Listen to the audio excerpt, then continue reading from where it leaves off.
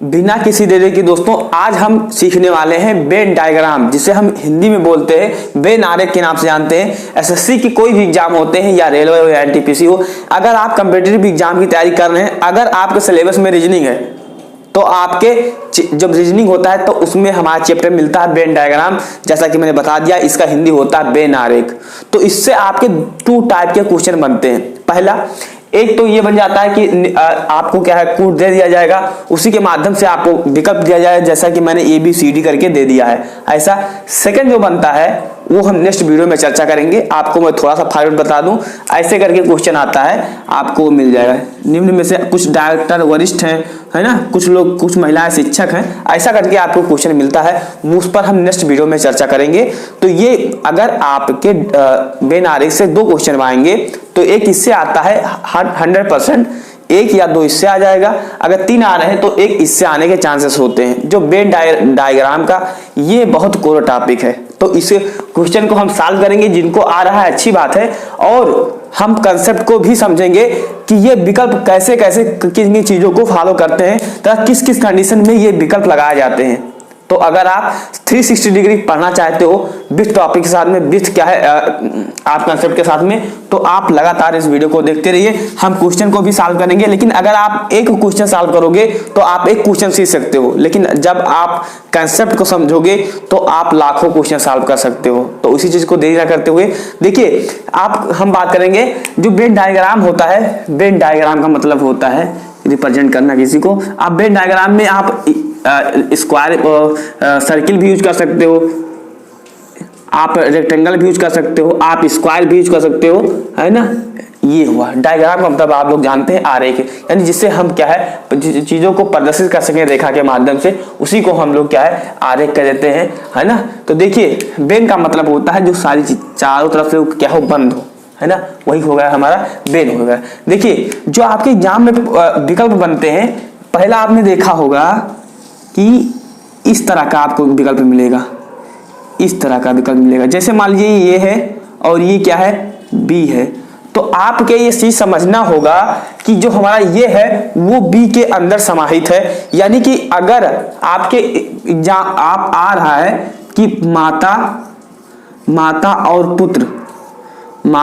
पुत्र के बीच में रिलेशन आ रहा है।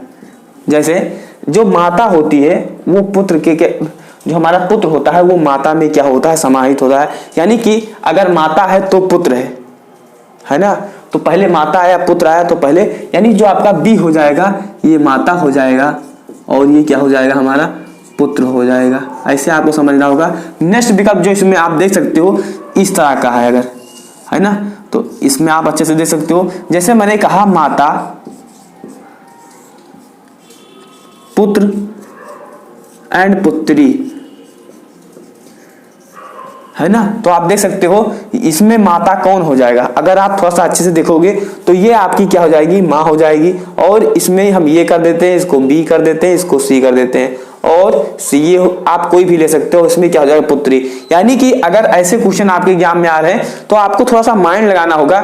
जब आप थोड़ा सा दिमाग अपने आप को खोलोगे, थोड़ा सा सोचने की क्षमता बढ़ाओगे, तब आपको सीख पाओगे। इसमें आपको खुद मेहनत करना होता है कि जो विकल्प है वो कौन कौन है। जैसे अगर हम नेक्स्ट बात करते हैं,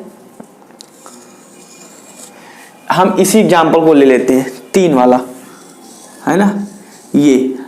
ये कैसे कंडीशन में बच सकते हैं। जैसे आपने कहा सब्जी, क्या कहा आपने, कहा सब्जी, फिर आपने कहा फल,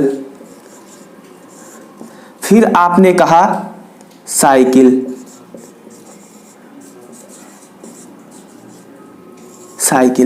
तो जब आप अच्छे से देखोगे दोस्तों, क्या फल का सब्जी से कोई रिलेशन है। अब आप कहोगे दोनों चीजें खाने वाली हैं, हाँ खाने वाली हैं, लेकिन यहां पर कोई आपस में इंटर क्या है, इनका कोई रिलेशन नहीं है, कोई संबंध नहीं है। तो इसीलिए क्या है, आप इसको सब्जी मान सकते हो।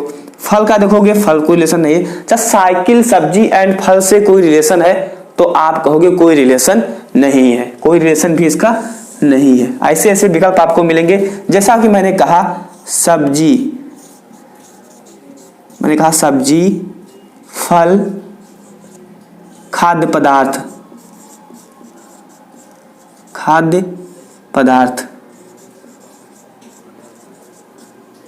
खाद्य पदार्थ। देखिए अब इस कंडीशन में कैसे आपके विकल्प बन सकते हैं।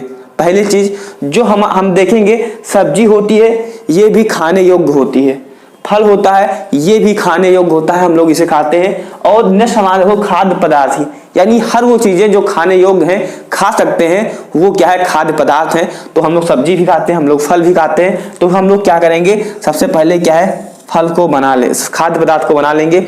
उसके बाद में हम लोग सब्जी को बना लेंगे। उसके बाद में क्या बना लेंगे हम दोस्तों, फल को बना लेंगे, है ना। आप इसमें से चाहे आप इसको फल मान सकते हो या इसको आप सब्जी मान सकते हो, ये आप पर डिपेंड है। आपके एग्जाम में आपको ऐसे विकल्प दिया रहेगा, आपको ऐसे सॉल्व करना होगा। अब हम बात करते हैं क्वेश्चन पर। अब आप क्या है, इस चीज को समझ गए होंगे कैसे कैसे इन विकल्पों को मैंने बता दिया है।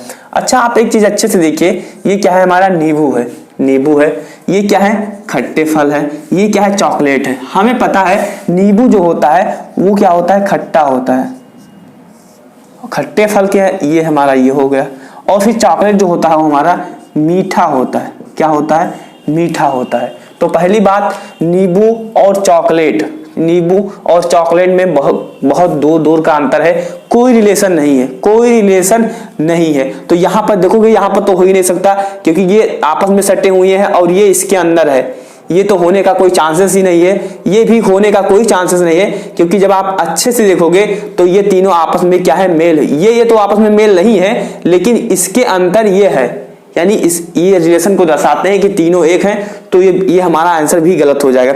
ये हो सकता है, ये हमारा हो सकता है, या हमारा ये हो सकता है ना। यहाँ पर अच्छे से देखोगे, अगर आप इसको नींबू मान लेते हो, इसको अगर आप चॉकलेट मान लेते हो तो ये हो सकता है। ऐसे आप करके इसको नींबू, चॉकलेट एंड फल। अब आपको एक चीज अच्छे से देखना होगा, जो हमारे नींबू होते हैं वो खट्टे फल के अंतर्गत आते हैं। जी हाँ, जो हमारा नींबू होता है वो, जैसे मान लीजिए एक टोकरी है, एक टोकरी में खट्टे फल रखे हुए हैं, खट्टे फल में और आपकी चीजें रखी हुई है, उससे करौंदा रखा हुआ, बहुत सारी चीज आती है। तो उसमें जो एक टोकरी में खट्टे फल रखे हुए हैं, उसमें से नींबू रखा हुआ है, उसमें से नींबू रखा हुआ है। तो यानी कि कोई मान लीजिए टोकरी है, उसमें आपका नींबू रखा हुआ है, यानी कि जो हमारे खट्टे फल के अंदर हमारा क्या आएगा, नींबू आएगा। क्या आएगा, नींबू आएगा। तो यानी कि हमें पहले तो ऐसा ढूंढना है, ऐसे इसमें नहीं दिख रहा है, ये हमारा नहीं होगा। जो हमारा करेक्ट आंसर होगा वो क्या होगा जाएगा दोस्तों, ऑप्शन नंबर हमारा डी हो जाएगा। मैं आपको एक बार दोबारा समझा दूं, यहाँ पर आपको अच्छे से देखना है, जो नींबू होते हैं, चॉकलेट होते हैं, ये आपस में इनका कोई रिलेशन नहीं है। ये हमें मिल गया, इनका आपस में कोई रिलेशन नहीं है। लेकिन यहाँ पर आप जब देखोगे, इसको अगर हम नींबू मान लेते हैं या इसको खट्टे फल मान लेते हैं, आपको ये चीज समझना है, आपको माइंड लगाना है, ध्यान देना है कि खट्टे फल के अंतर्गत नींबू आएंगे या नींबू के अंदर खट्टे फल आएंगे। जैसा कि मैंने आपको माता और पुत्र वाले एग्जाम्पल से समझाया था, खट्टे फल में बहुत सारी चीजें आ सकते हैं, बहुत सारे आपके खट्टे फल होते हैं, उसमें आपका ये नींबू आ सकता है। यानी आपका ये खट्टे फल हो गया और ये आपका नींबू हो गया। यानी जो आपका करेक्ट आंसर होगा दोस्तों वो डी होगा। तो आपको ये क्वेश्चन कैसा लगा, और अगर आप पूरा फुल वीडियो चाहते हैं, पूरा सीरीज चाहते हैं, तो हमें कमेंट बॉक्स में कमेंट करके बताइए, हम पूरा सीरीज आपको लेकर आएंगे। एक एक टॉपिक हम आपको समझाने वाले हैं, सीखने वाले हैं, सिखाने वाले हैं। तो दोस्तों आप क्या मेरे साथ लगातार बने रहिए, तथा नेक्स्ट टॉपिक पर आपको वीडियो चाहिए तो हमें कमेंट बॉक्स में जरूर कमेंट करके बताइएगा। तथा अगर चैनल पर नए तो सब्सक्राइब कीजिए, क्योंकि हम जैसे नेक्स्ट वीडियो लाएं तो आपको आसानी से मिल जाए। Thanks for watching this video.